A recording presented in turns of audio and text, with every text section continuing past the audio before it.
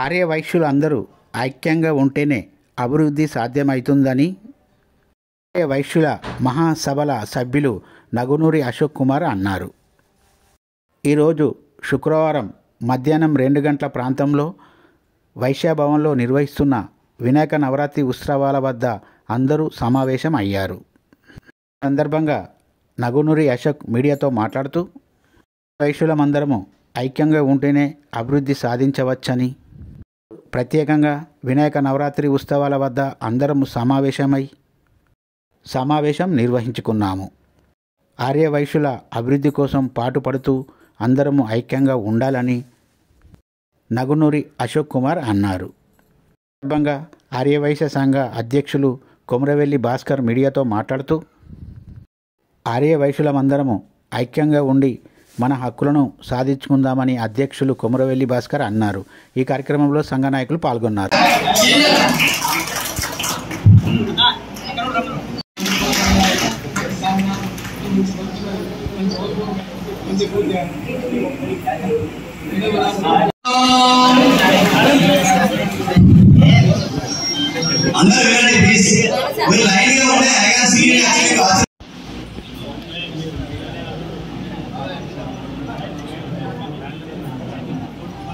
ఆర్థికంగా ఉన్నారు, సేవంగా యువతను చూస్తే మాత్రం నాకు చాలా సంతోషంగా అనిపిస్తుంది.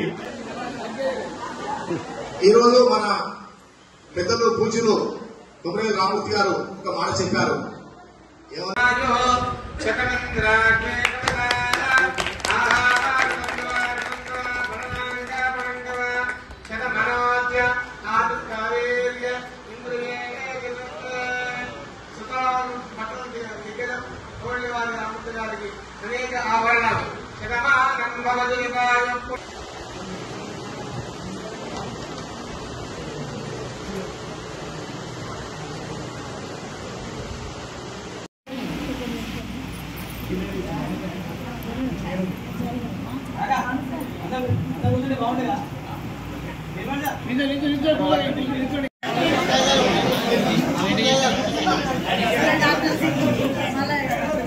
విభాగానికి పట్టణ యువత కార్యక్రమాలందరికీ గణేష్ వచ్చే సందర్భంగా వారికి మా అందరి తరఫున ఆశీర్వాదం ఇప్పించడం జరిగింది. ఇంకా నెక్స్ట్ త్వరలోనే ప్రమాణ స్వీకారం బ్రహ్మాండంగా ఉంటుంది.